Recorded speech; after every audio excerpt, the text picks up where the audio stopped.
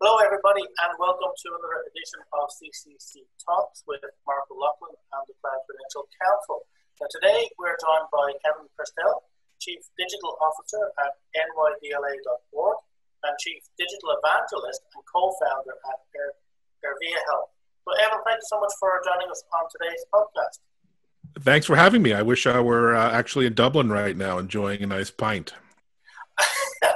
Well, I'm afraid there's nobody in Dublin enjoying anything like that at the moment.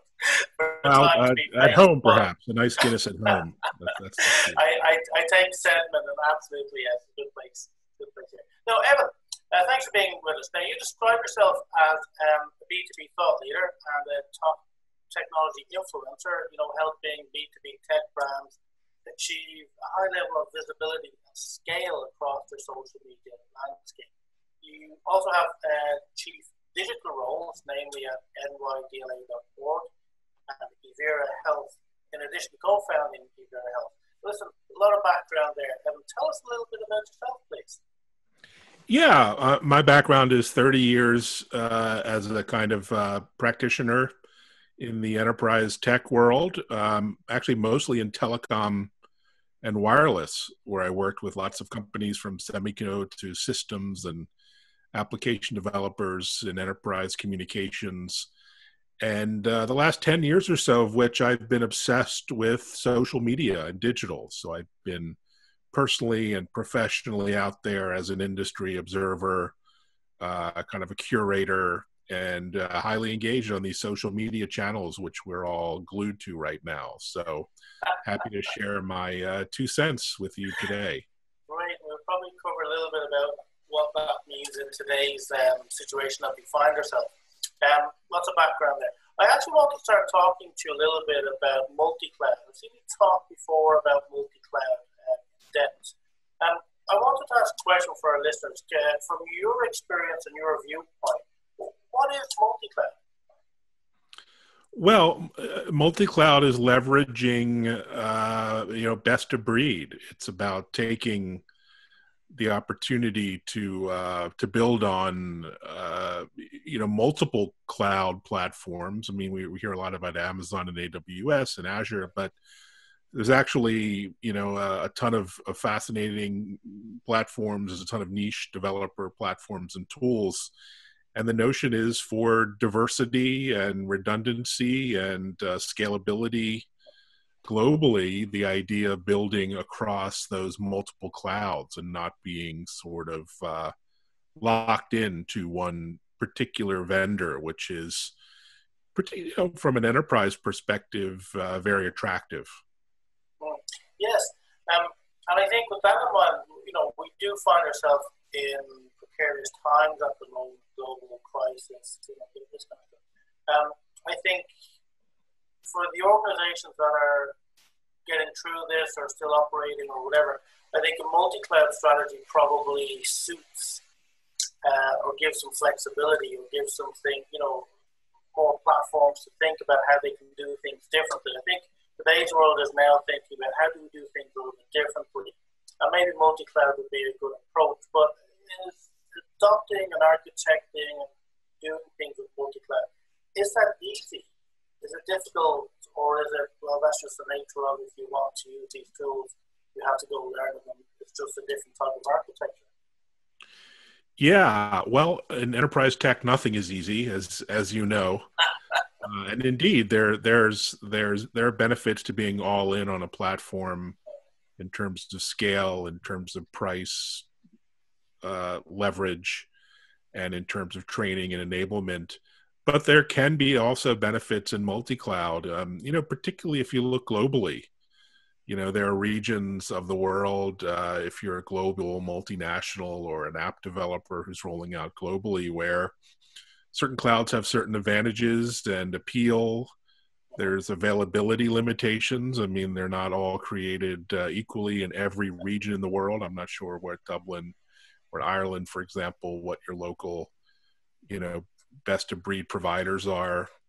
And there's benefits in having your vendors sort of compete for your business. And cloud is not inexpensive, unlike the perception out there. It is quite costly to scale up cloud resources, and having your vendors compete for your business is a good thing.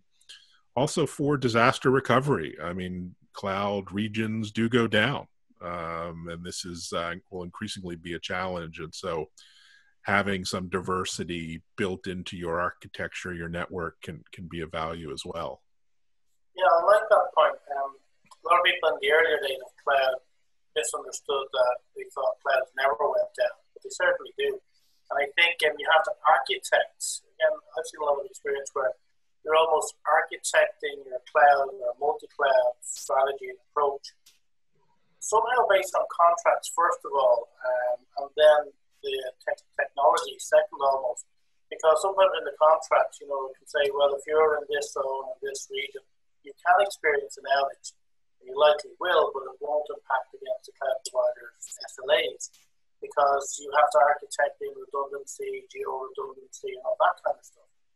That costs you more money. Lots of companies didn't do that and found out later on that the outages were caused by their lack of or inability to understand how to architect based on something new like these contract constraints rather than the technology constraints. Have you seen any of that or much of that?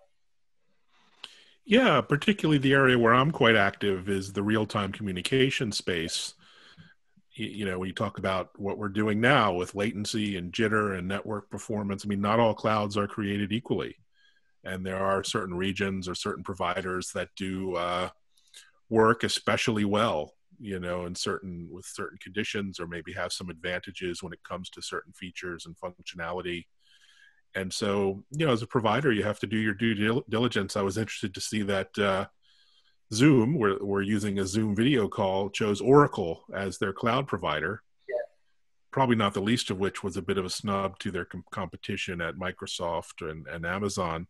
But I'm sure they got some particular advantages through working with Oracle. So there are lots of reasons why you want to choose, a provider based on your requirements. And many times, you may find certain capabilities are across 2 or 3 or more cloud providers. Yeah, that was a very interesting read this week, Zoom and Oracle and the reasons for that.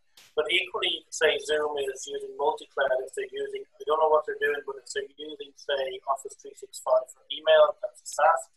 If they're using Google Drive and those other tools as well for storage, that's a multi-cloud environment that they have. They're using Oracle.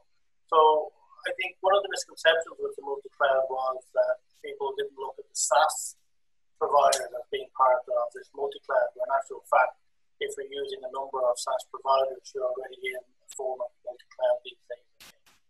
I wanted to ask you a little bit. You mentioned earlier about multi-cloud giving you the, flexibility to move between providers, not quite lock you in.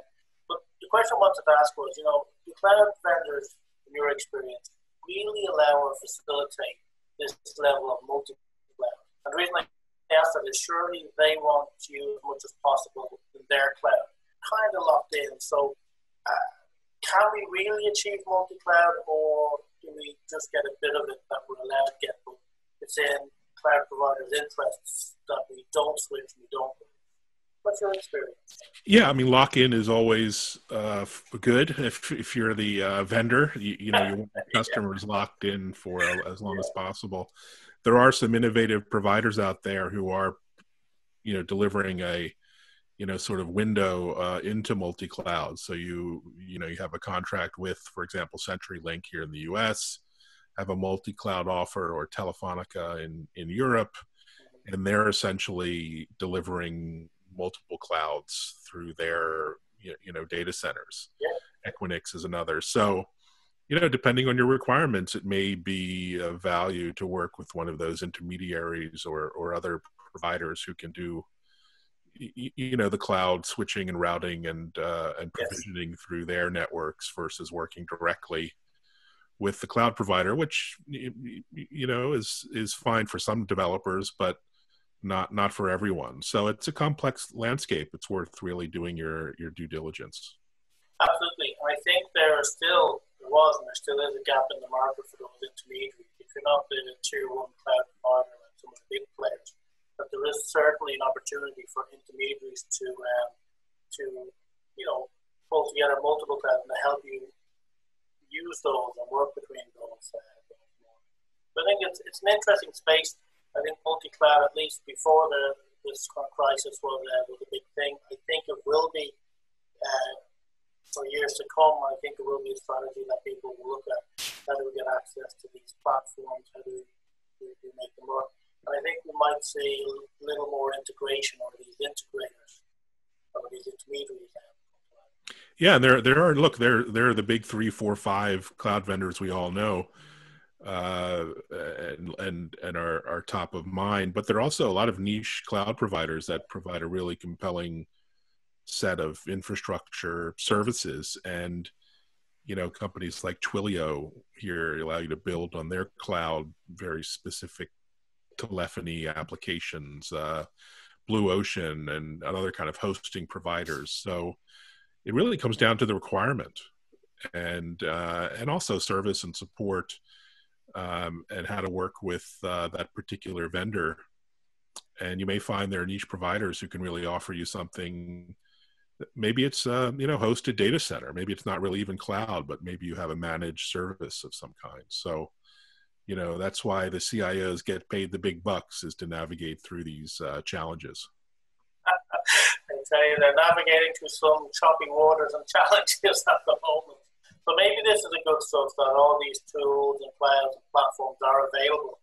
People are going to have to, and organizations are going to have to change in a big way, and maybe that's useful. Regarding this global situation we find ourselves in, we've seen a massive exodus of people leaving offices weeks ago and now working from home.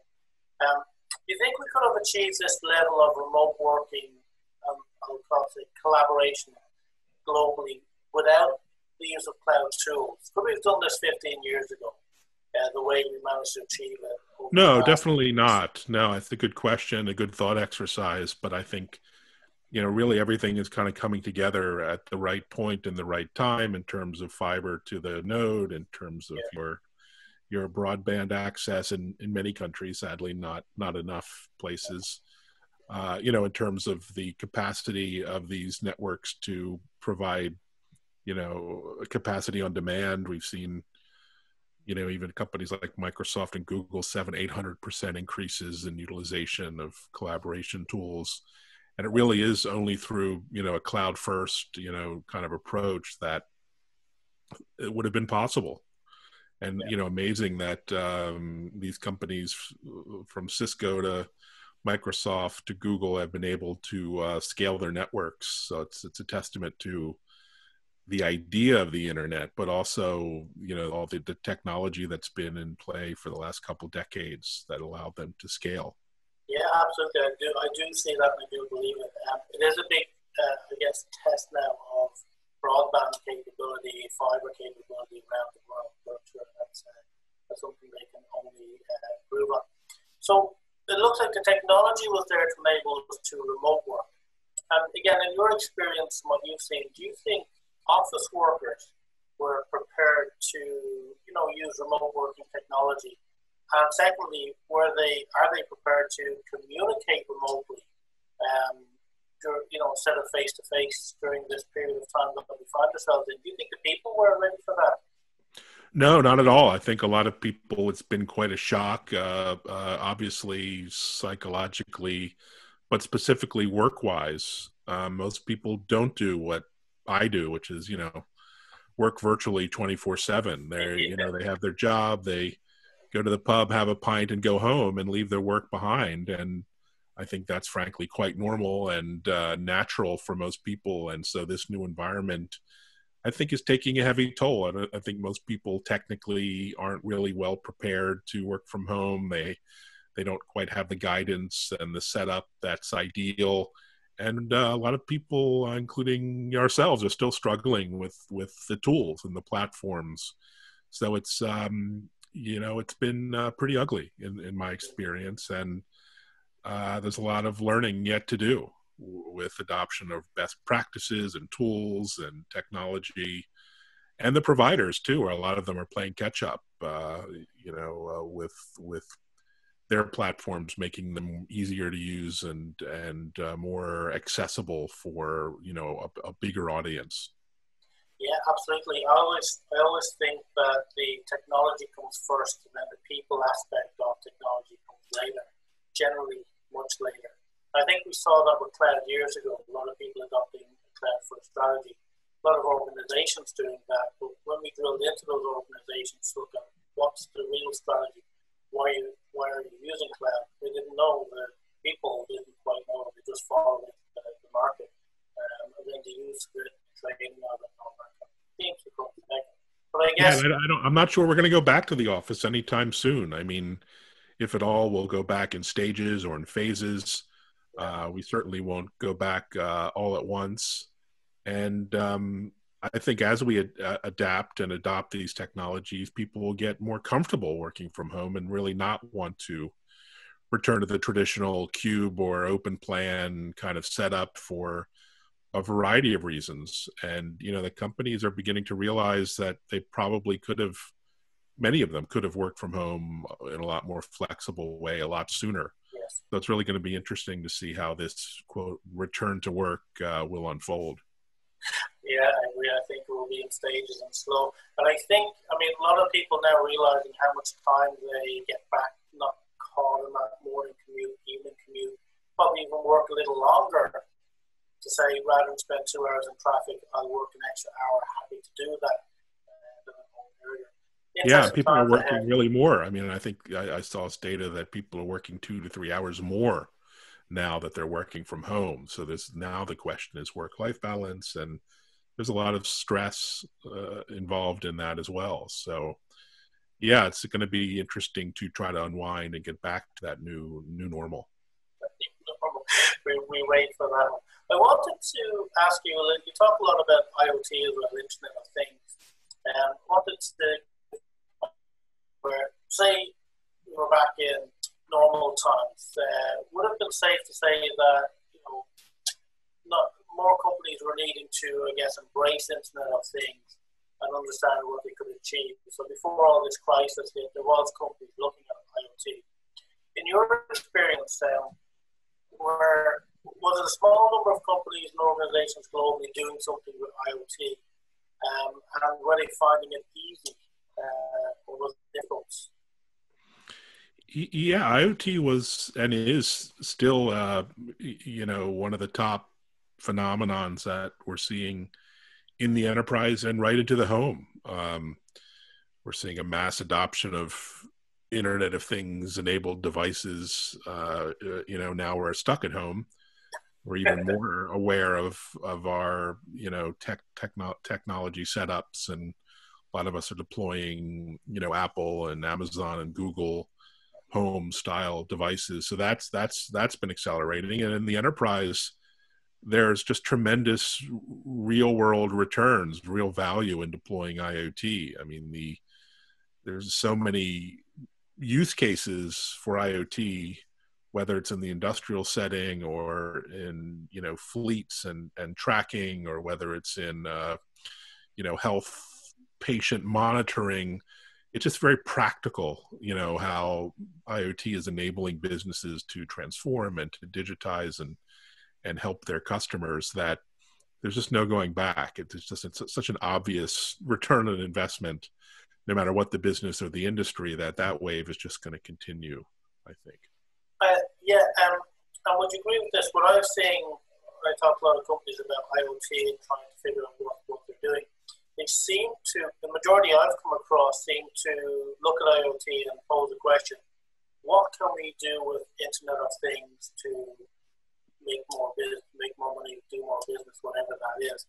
But I always feel that's probably the wrong approach to take, or right or wrong. But the approach really should be: what can we do as a business to do something different? What problems can we solve with a solution like IoT? So think about the customer first, the challenges first, and then a technology like IoT to address that. Is that a good way to look at it, or should you look at it from IoT perspective? Or both, maybe? Yeah, I think it's about digital transformation. Companies are waking up to what they can do, what the possibilities are, and then are developing, unique use cases that help them. So, companies need to get creative and particularly now start thinking outside the box, as there is no box around how they can use IoT to support their customers, to find new businesses and to scale their businesses particularly when they're under a lot of stress. And again, I think it comes back to those practical use cases, and it will differ from industry to industry. But one industry I pay a lot of attention to is telehealth and telemedicine. And there are just so many obvious, amazing use cases for IoT, whether it's wearable devices that can do monitoring and collect patient data, or whether it's video devices in the home for having enabling doctors to consult with patients and not go into the surgery or the practice. So things like that are just it's the low-hanging fruit, and I think companies should look at those immediate use cases. Right. Yeah, I think the thing is that there was creativity. People have, organizations have to get creative with this. That's never easy. Sitting down, looking at the blank wall, trying to figure out something. Can I ask you a little bit about blockchain as well? So you cover a lot of these areas, a lot of these technologies. One question I wanted to ask you about blockchain specifically was, we've had other people talk about blockchain and tell us what it is. But blockchain is interesting in that it's built on providing trust and transparency. But ironically, in your experience, can blockchain be trusted? Is the question I wanted to pose. What do you think about that? Well, I mean, it's a bigger question. In the internet, you don't trust anyone or anything. So, I mean, it's not like there's some gold standard of trust. I think it's just blockchain for many use cases seems to be a really ideal platform on which to build. And there don't seem to be, let's say, better alternatives. So nothing is secure, 100% secure, but I think blockchain is being, tested and deployed and trialed by fire in a way that other platforms won't be. So it's super exciting to see what's possible. And like in any early innovation, early stage technology, it'll adapt and it'll either fail or not on its own merits. But I'm super excited about blockchain, and not just in payments and some of the crypto applications, but again, in really interesting practical applications, like health, where you need to anonymize data and share it across a network. So again, really exciting times.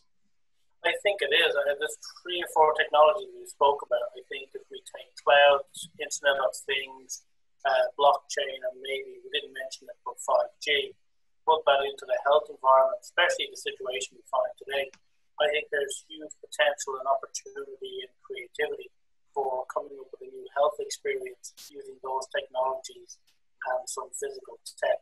Again, changing our trip to the doctor now. Sure, they're coming up with ways of measuring people during this crisis using some wearables, check temperature, heart rate, all this kind of stuff, linked into the doctor's environment, so the doctor can actually monitor you 24/7 if you're having a very bad episode.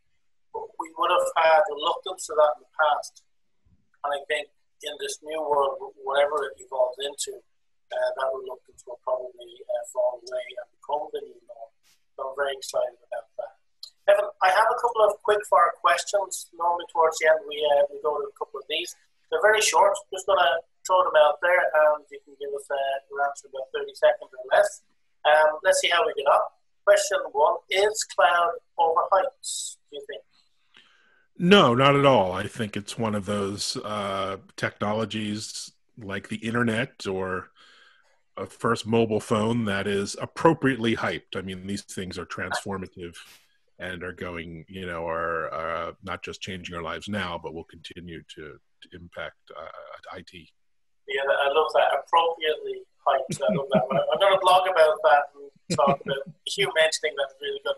Is IoT underhyped? IoT is exciting. I think the challenge is the use case. There's just so much noise in the space, and so much more education is needed. And there's so many providers and standards and devices that it's just very confusing. So I would say probably underhyped, but a lot more education is needed before it can sort of reach the potential it has. We see that too. Yeah, a lot of education there. Is blockchain going to change the world? I don't think blockchain will change the world, but in certain industries like finance and others, it will be kind of revolutionary. Payments and other areas, crypto and banking, and perhaps. So I think in those industries, it will be transformative. Right. Final question now: is the current global emergency that we're facing going to change how companies view and use these digital technologies? I think so. I think there's sadly going to be a series of winners and losers. You know, the winners are companies that will adopt and embrace technology as they have been, and kind of and come to the fore. And a lot of companies who have been unable to change for a variety of reasons and legacies are going to find a hard time. So it's sadly there's going to be a big gulf between the winners and losers, I think. I think there is, yeah. I think it's going to just force people to change. Hopefully they change the right way, with the right tools. Let's see how that evolves. Evan, we're coming up to the end. Have you any final words on how digital tech will change the world? About 30 seconds. Well, I think if anything, it comes down to us as an individuals. Try to learn and embrace and educate ourselves in these difficult times, and take the opportunity to get out of your comfort zone and up your game when it comes to skills, because we're going to be facing very difficult periods. So you're going to need every advantage you can have. So thanks for inviting me, the opportunity to chat, and encourage everyone to reach out and engage with me on Twitter and LinkedIn, where, you know, as you can see, I'm quite active. Absolutely. You have a broad range of these technologies, this digital space. You've been in it for years. Some really good stuff. I think that's very important. We have to get out of our comfort zone. It's almost personally as well to improve for these new times. I think they're really, really strong and wise words. Evan, Kirstel, with that, thank you for joining us on today's CCC Talks. Thanks so much for having me, and catch you soon. Talk soon. Thanks again.